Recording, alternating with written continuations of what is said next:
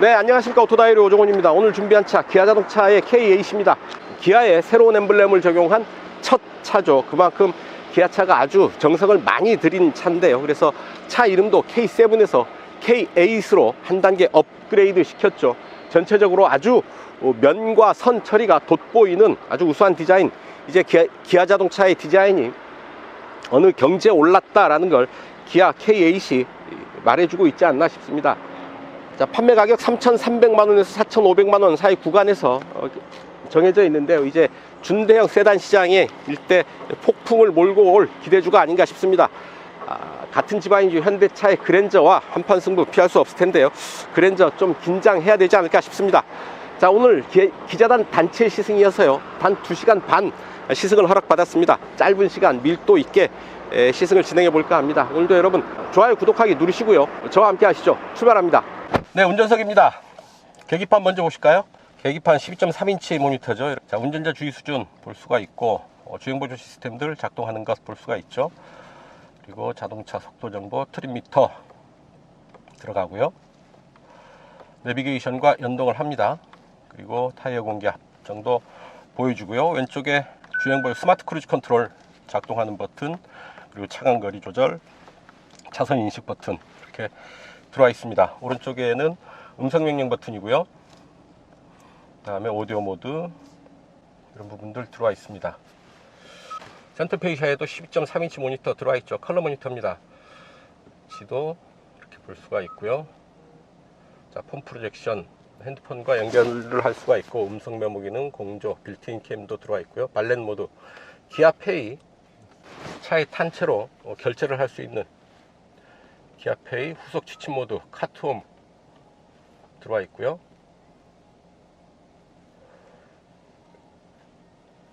다음에 설정 보시면 차량 운전자 보조 시스템 스마트 크루즈 컨트롤 들어와 있죠. 주행 편의 시스템은 고속도로 주행 보조, 고속도로 차로 변경 보조, 고속도로 주행 속도 자동 조절 들어와 있죠. 그 다음에 속도 제한 경고, 속도 제한 보조, 도로의 제한 속도보다 빠르지 않게 주행하도록 하는 거죠. 경고 시점, 경고 음량 볼 수가 있고요. 핸들 진동, 핸들을 통해서도 경고가 됩니다. 운전자 주의 경고 기능, 운전자 주의 경고에 하면 안전운전 확인 전화 기능도 있네요. 차량의 움직임이 위험하다고 판단되면 유보센터에서 안전 확인 전화를 겁니다. 운전자를 보조하는 다양한 기능들이 적용되어 있다라는 얘기고요. 헤드업 디스플레이, 역시 대화면에 헤드업 디스플레이가 운전자 전면에 올라와 있고요. 주행 경로 안내, 주행 편의 정보, 후측방 안전 정보, 라디오 미디어 정보, 속도계 이런 부분들 헤드업 디스플레이에 올라오고요. 계기판도 화면 밝기, 테마 선택을 할 수가 있네요.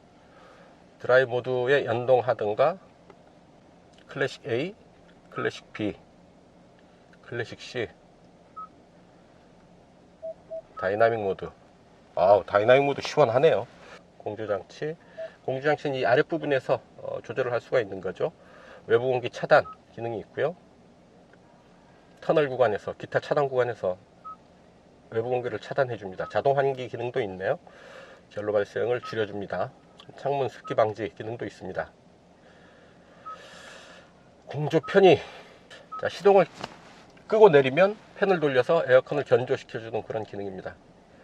스마트 열선 통풍, 운전석 공조 연동, 자동 제어, 운전석 시트까지도 연동해서 작동시킨다. 시트 위치 변경, 스마트 자세 제어 기능이 있습니다. 신체 정보 입력을 하고 나면 최적의 시트 포지션을 보여주는 거죠. 승하차 편의 기능도 있고요. 에르고 모션 시트, 자세 보조, 스마트 서포트 이런 기능, 후석 시트 열선 통풍 제어 기능도 있습니다. 라이트, 실내 모드 조명, 헤드램프, 하이빔 보조, 야간 줄기 중 밝기 감광, 과속 연동 안내, 방향지 시동 작동시킬 때 3회, 5회, 7회 깜빡이는 횟수도 조절을 할 수가 있습니다. 하이빔 보조 기능 들어와 있고요. 디지털 키 기능이 있습니다.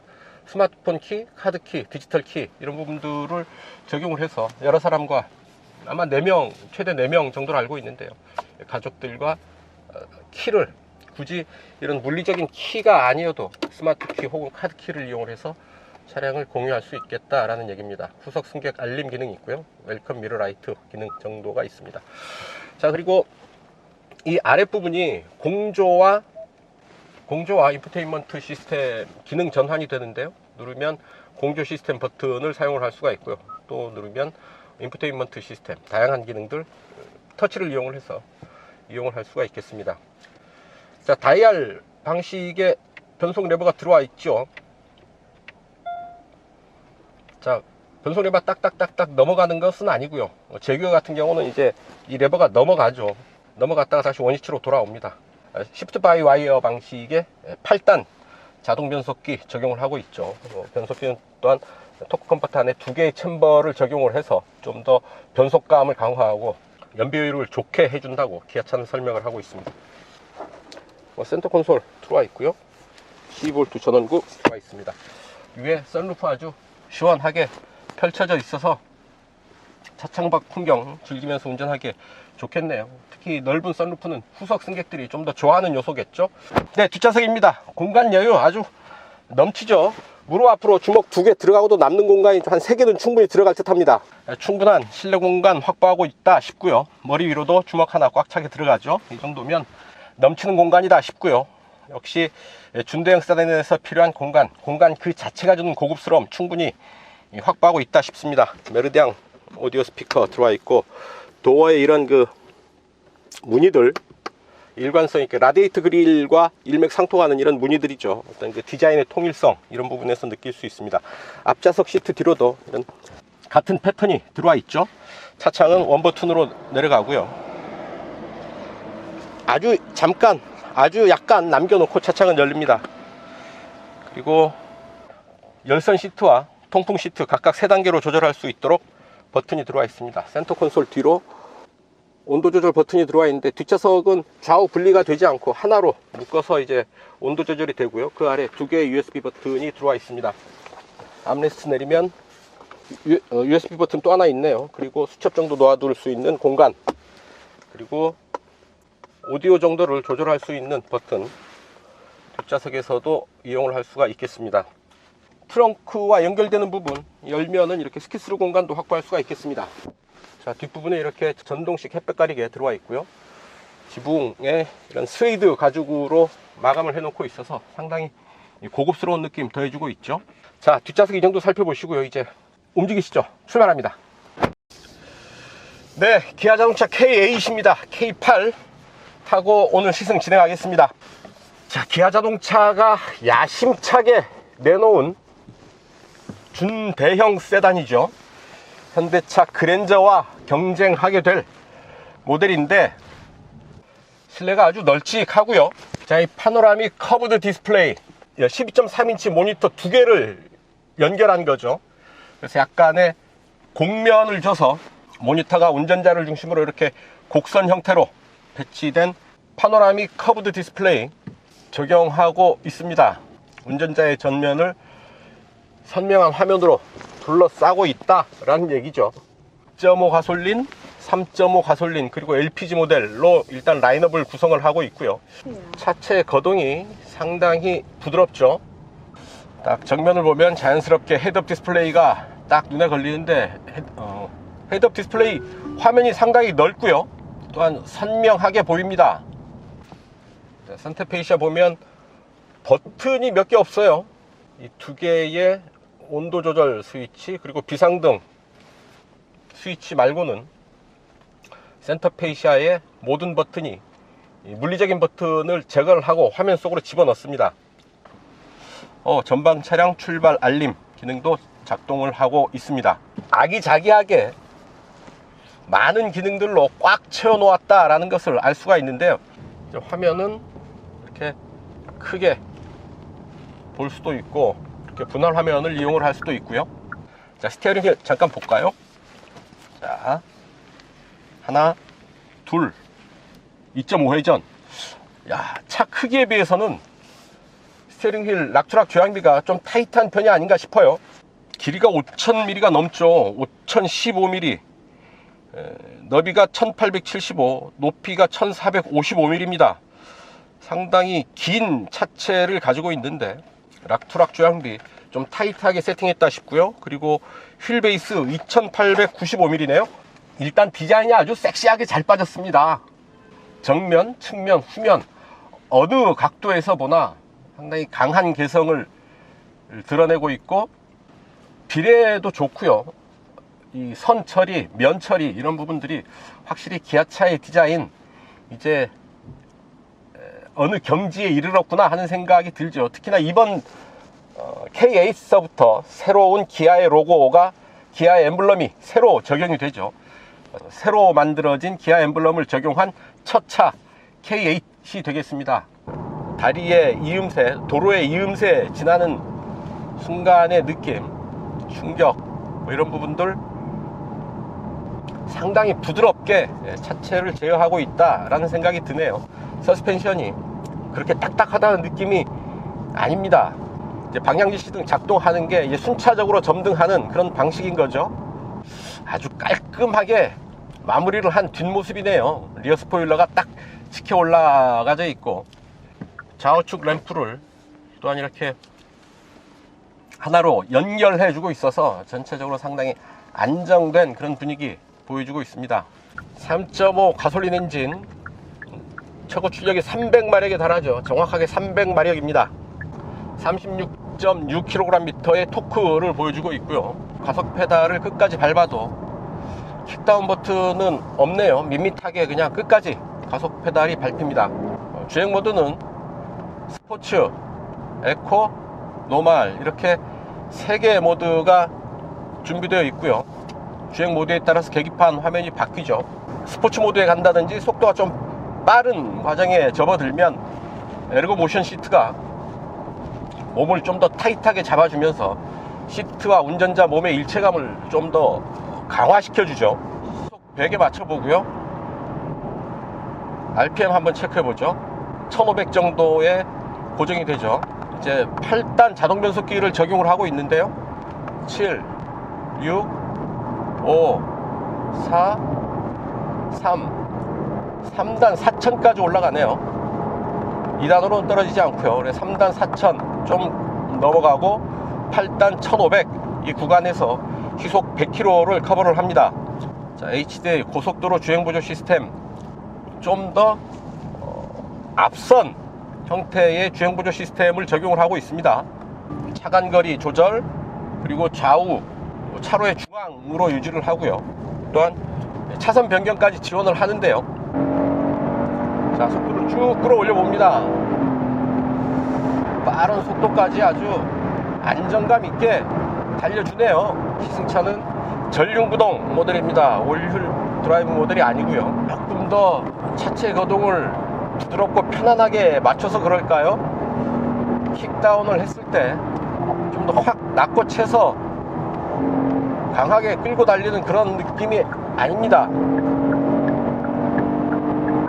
자, 앞차와 차간거리가 가까워지던데 잘 안전거리를 확보해주고 있습니다. 자, 차로의 중앙 잘 유지하면서 오른쪽으로 꺾어가는 길, 돌아 나가는 길 편안하게 움직이고 있죠. 시속 110km 고속도로 제한속도에 맞추고 있는데요. 자, 오른쪽으로 한번 방향 표시등을 해봅니다. 자연스럽게 스스로 차로를 바꿨고요. 방향 전환까지도 부드럽게 해내고 있습니다. 자, 시속 110km 정도의 속도인데 지붕 위를 스치는 바람소리 아주 잔잔하게 들린다 싶기는 하지만 전혀 거슬리는 수준은 아니고요. NVH 대책을 아주 잘 마무리해내고 있지 않은가 싶습니다. 자, 락트락 조향비 2.5회전 하는 스티어링 휠 역시 아니나 다를까 조향 반응이 아주 민첩한데요. 자, 차창을 열었는데요.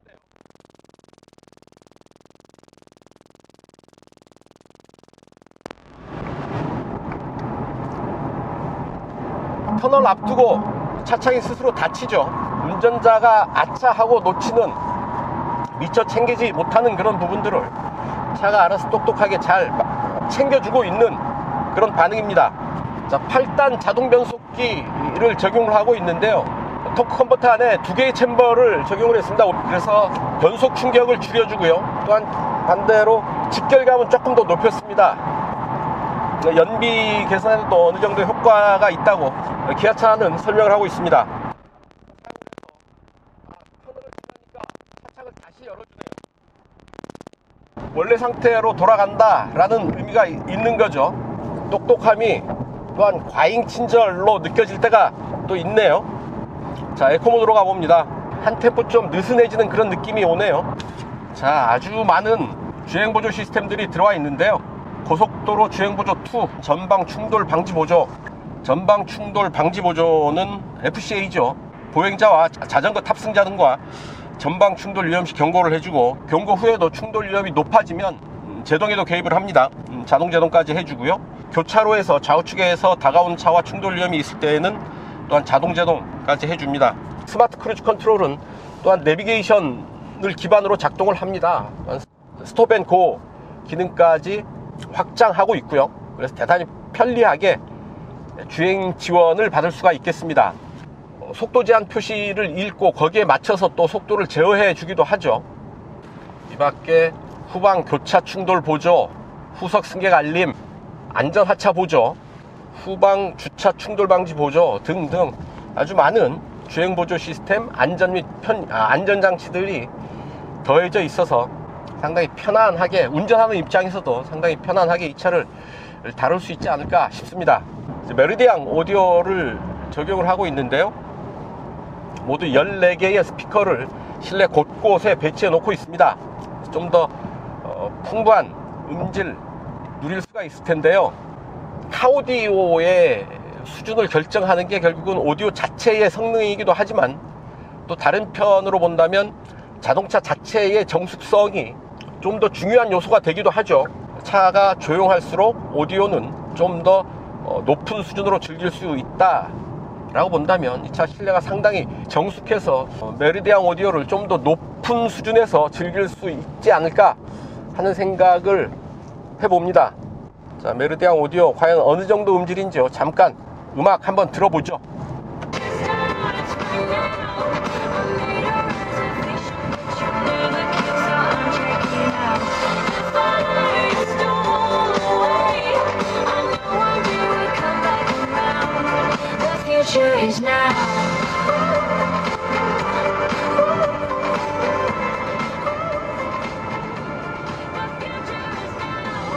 자, 소리를 아주 크게 키웠는데도 음이 찌그러지지가 않죠.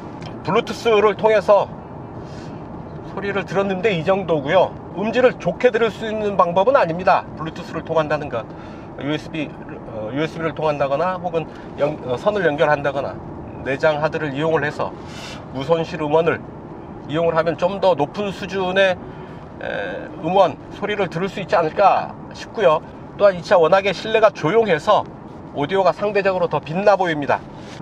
메리디앙 오디오 시스템은 속도에 따라서 음량, 음질을 보정해주는 그런 인텔리큐 기능이 있다고 합니다. 자, 패들 시프트 부드럽게 변속 반응을 보여주고 있습니다. 쇼업 쇼버를 최적화해서 서스펜션의 강성을 많이 보완을 했다 라고 기아차가 설명을 하고 있는데요. 실제로 이 차에서 느껴지는 차체의 강성, 하체의 느낌이 아주 만족스럽습니다. 높은 수준에서 잘 세팅되어 있지 않나 싶고요. 노면의 충격을 잘 흡수하면서도 차체가 그렇게 말랑거리는 느낌은 아닌 거죠. 단단하면서도 충격을 받을 때는 충격을 품어 안으면서 넘어가는 그런 반응 보여주고 있습니다. 게다가 에르고 모션 시트가 상당히 마음에 드는데요. 이 안에 공기주머니들이 있는 거죠. 그래서 차체 거동에 따라서 운전자의 몸을 잡아주고 놓아주고 하는 이런 반응들, 차가 나를 계속 체크해주고 있구나, 체크하고 있구나, 뭐 이런 반응을 받게 되는 겁니다. 시트에 상당히 공을 많이 들여 모양인데요.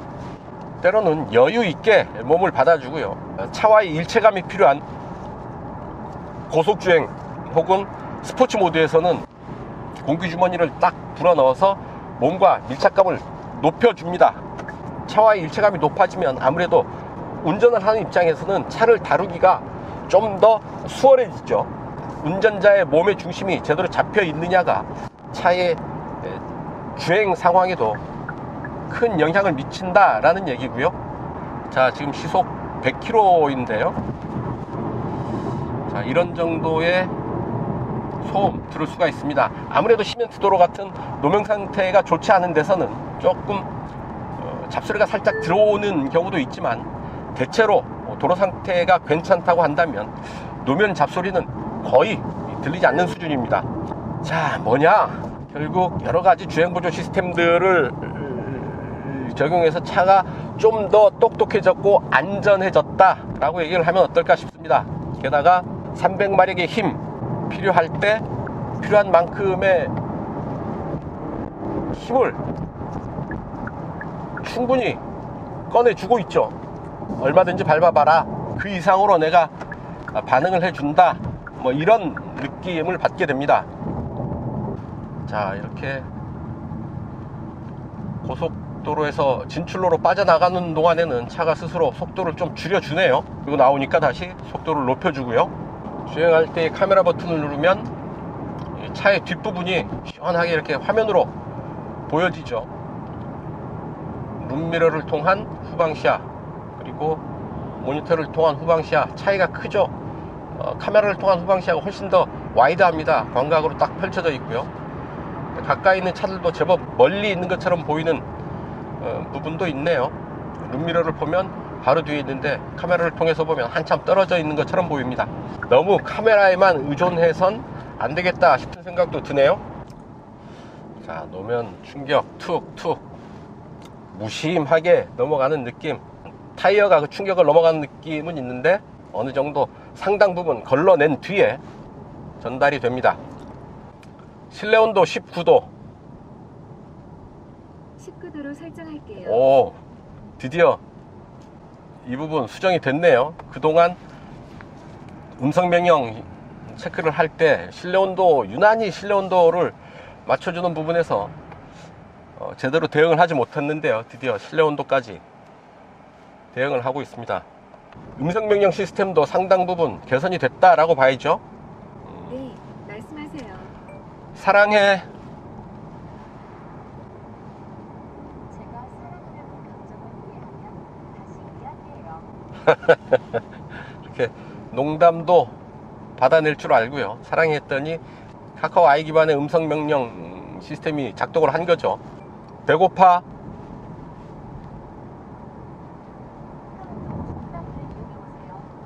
카카오톡 주문하기를 이용해 보세요. 근처 식당을 얘기해 주는 게 아니네요. 엉따. 운전석 열선 시트를 켤게요. 자, 와인딩 로드 좀 달려보죠. 창문을 닫고 외부 공기를 차단합니다. 지금 밖에 공기 상태가 별로 좋지가 않죠. 그래서 공기청정 모드를 실행할 수가 있습니다. 힘 좋네요. 오르막 올라가는데 뭐 여유 있게 올라갑니다. 코너에서 좀 거칠게 몰아붙이면 단단하게 또 잘 버텨줍니다. 자, 이 차 판매 가격 3,279, 그러니까 3,300만원에서 4,500만원 정도의 가격대, 기본 가격대를 형성을 하고 있고요. 옵션을 더하면 5천만원 전후로 최고 가격이 설정이 되겠죠. 현대형 세단 시장에서 이 정도의 가격, 경쟁력 있는 가격이 아닐까 싶습니다. 특히나 수입차들에 비해서 본다면 경쟁력 있는 가격이라고 볼 수가 있을 테고요. 기아차의 드라이브 아이즈, 이런 주행 보조 시스템들이 상당히 수준이 높죠. 여기에 다양한 IT 기술들 적용하고 있어서 편의 장비들, IT 기술이 접목된 편의 장비들, 커넥티비티, 텔레매틱스 기술들이 훨씬 수준이 높습니다. 브랜드에 대한 호불호가 아니라고 한다면, 자동차 자체의 어떤 그 경쟁력으로만 놓고 본다면 이제 굳이 수입차에 연연할 필요는 없지 않을까 하는 생각을 해보는데요. 여러분들 생각은 어떠신지 모르겠습니다.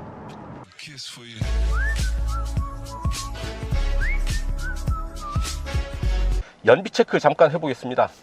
주행정보 초기화해서 일단 에코 모드로 가면서 실주행 연비 한번 체크해 보도록 하죠. 1차의 공인복합 연비는 19인치 타이어를 적용을 해서요 10.3km/L의 연비를 보이고 있는데요. 실주행 영역에서 어느 정도 연비를 보일지 한번 직접 움직이면서 체크해 보도록 하겠습니다. 출발합니다. 연비 아주 차근차근 올라가서 이제 16.1까지 올라갔는데요. 교통체증이 시작됩니다. 교통체증을 만나면 아무래도 연비에는 유리할 게 없죠. 벌써 16.1에서 16.0으로 떨어지죠. 자, 다행히 교통체증은 곧 풀렸습니다. 자, 16.1까지 올라왔는데 이게 최고 기록이지 싶죠. 잠시 후에 오르막 길들이 남아 있습니다. 엔진 오토스톱이 안 일어나네요. 신호대기로 정차 중인데 RPM이 지금 올라가 있습니다. 떨어지지 않고 있습니다. 이게 왜 안 될까요? 에어컨도 끄고 왔는데 왜 작동을 안 할까요? 확실히 오르막 좀 올라가니까 연비가 뚝뚝 떨어지죠. 네, 이렇게 목적지에 도착했습니다. 네, 이제 목적지 시승 거점 주차장에 도착을 했고요. 연비 여기서 정리하시죠. 야, 그래도 15 넘겼네요. 최종 연비 리터당 15.2km 기록을 했습니다. 37.6km를 40분 동안 41분 동안 달려온 연비네요. 공인복합 연비 10.3보다 리터당 5km 정도 더 달린 연비니까요. 약 50% 정도 더 좋은 연비 기록했다고 볼 수가 있겠죠. 차분하게 다루면 기대 이상의 연비 만날 수 있다는 것, K8도 예외는 아니었다 싶습니다.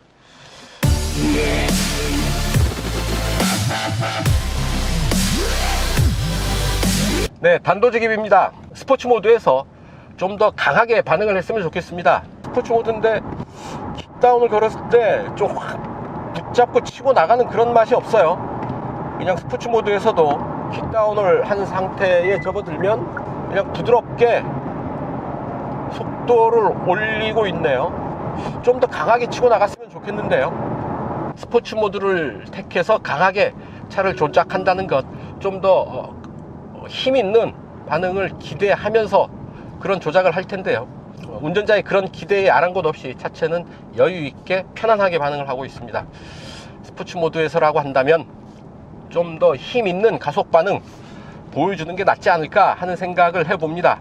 자, 기아차는 2차의 디자인 철학을 오포짓 유나이티드, 상반된 개념의 융합적 결합이라고 얘기를 하고 있습니다.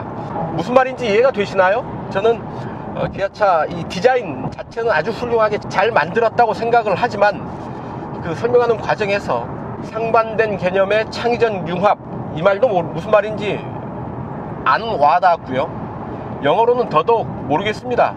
오포짓 유나이티드, 좀 쉽게 누구나 알아들을 수 있게 확 와서 꽂히게 설명해 주는 게 필요하지 않을까 싶습니다. 이렇게 말을 어렵게 하는 것, 어떤 그 과시하는 부분은 될 수 있을지 모르겠지만 사실은 나도 잘 모를 때, 나도 잘 무슨 말인지 모르겠어 할 때 좀 어려운 얘기를 중언부언 얘기하곤 하죠.